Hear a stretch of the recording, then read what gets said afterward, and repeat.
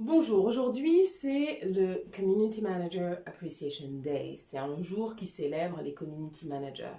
Donc je me suis dit que c'était une super idée de vous faire une vidéo sur le travail de community manager. Qu'est-ce qu'un community manager?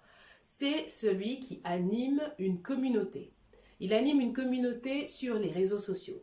Le job de community manager peut inclure la création de visuels, de vidéos, de supports multimédia pour communiquer le message d'une marque. Le job de community manager comprend également le fait d'interagir avec la communauté, donc de répondre aux commentaires, de susciter des discussions, des échanges, d'engager la communauté, de créer des sujets qui favorisent l'interaction entre les membres de votre communauté. C'est également répondre aux messages privés envoyés par les membres de votre communauté, par les fans d'une marque. C'est également répondre aux plaintes, répondre aux questions du service client, etc., etc., etc. Donc toutes ces interactions avec une communauté d'abonnés, de fans d'une marque, c'est du travail entretenu par le community manager. Maintenant, le rôle du community manager, il a été un petit peu étendu, élargi, et dans certains cas, vous avez des community managers qui ne font pas uniquement l'opérationnel, mais qui créent également toute une stratégie digitale, toute une stratégie en ligne. Mais là, c'est un petit peu dépasser les limites, le cadre du job du community manager. Si on reste fidèle à la terminologie, le job du community manager, c'est vraiment de créer du contenu et d'entretenir la communauté, d'échanger avec les membres de cette communauté, d'aller échanger avec des personnes qui pourraient rejoindre cette communauté pour la faire grandir. Et voilà. Maintenant, je vais partager avec vous 5 conseils qui vont vous permettre d'être un meilleur community manager, ou si c'est vous le community manager pour votre propre marque, qui vont vous permettre d'animer au mieux votre communauté et d'augmenter le nombre d'abonnés et le nombre d'interactions avec vos abonnés. Le premier conseil, c'est de planifier votre contenu. Mais attention à ne pas le planifier beaucoup trop longtemps à l'avance. Parce que ce qui risque d'arriver, c'est que vous n'allez plus être synchro avec l'actualité et ça va se sentir. Votre communauté va se sentir, vos abonnés vont le sentir. Or, ils ont besoin de sentir que vous êtes à l'écoute de leurs besoins, de l'actualité et de ce qui se passe. Donc, ce qui est bien, c'est de planifier, de faire un planning éditorial général sur l'année, une vue, comme ça vous avez une vue d'ensemble de tous les événements que vous allez pouvoir mettre en avant dans la communication digitale. Ensuite, vous faites un planning au trop d'un mois sur ce que vous allez pouvoir poster durant un mois. Quant à ce qui est d'écrire concrètement les légendes qui vont accompagner vos différents posts, 2 semaines d'avance, c'est largement suffisant.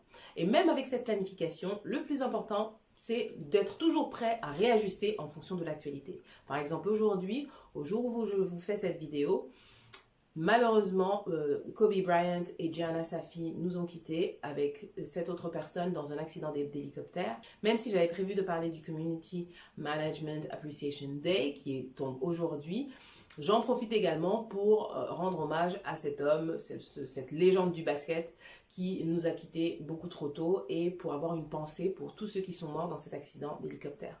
Voilà, donc l'idée c'est vraiment de se dire, ok, j'ai planifié du contenu, j'ai prévu de poster telle ou telle chose, mais en fonction de l'actualité, il y a peut-être d'autres choses que je vais devoir réajuster, que je vais pouvoir rajouter à mon actualité.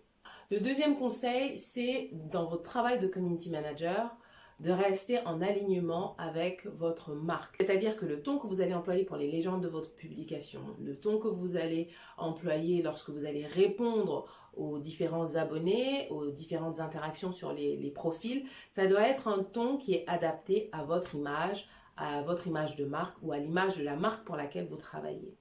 Le type de mots que vous allez choisir, vous allez peut-être être ironique, sarcastique, drôle ou alors plutôt sérieux et corporate selon la marque avec laquelle vous allez travailler. Le troisième conseil, c'est de suivre les statistiques. En tant que community manager, c'est votre responsabilité de suivre les statistiques sur la base desquelles votre travail va être évalué.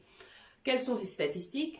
Bon, c'est assez simple, le nombre d'abonnés, donc vous êtes censé faire grandir une communauté, donc on va suivre le nombre d'abonnés sur tel ou tel profil. C'est le nombre d'interactions, le nombre de likes et de commentaires qu'il y aura sur les posts.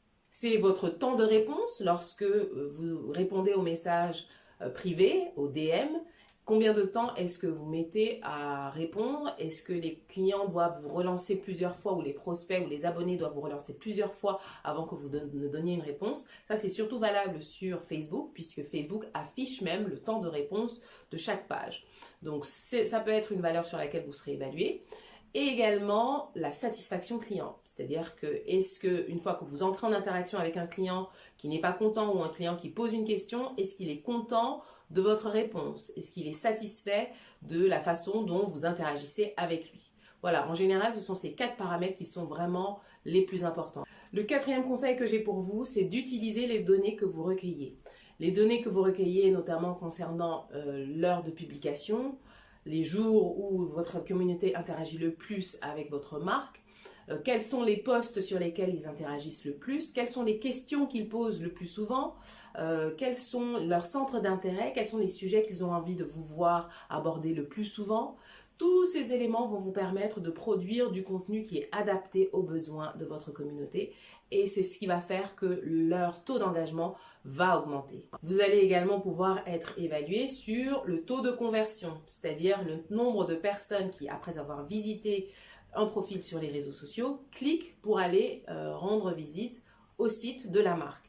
Donc sur Instagram, vous avez le lien dans la bio qui va être un lien traçable, c'est-à-dire que vous aurez un outil qui va vous permettre de savoir combien de personnes ont cliqué sur le lien qui est en bio. Idem sur Facebook ou sur LinkedIn, à chaque fois que vous mettrez un lien, ce sera un lien traçable, comme ça on verra quelles sont les personnes qui viennent grâce à vous, grâce au travail que vous avez fait à partir de Facebook, de LinkedIn, de YouTube, vers le site de la marque pour laquelle vous travaillez.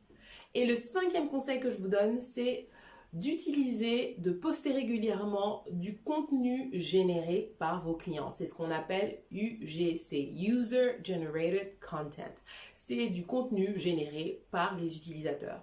Lorsque vous avez un produit physique, c'est plutôt facile. Vous avez des vêtements, vous avez une caméra, un appareil. Voilà, lorsque une personne utilise votre produit, porte un de vos bijoux, porte un de vos vêtements, fait une vidéo avec votre caméra, fait une vidéo avec la caméra que vous avez créée.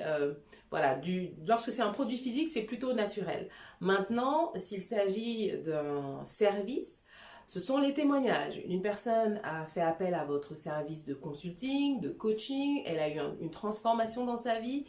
Eh bien, elle peut en témoigner face caméra et vous pouvez utiliser ce contenu pour le publier sur vos réseaux parce qu'il n'y a rien de mieux que du contenu créé par vos utilisateurs.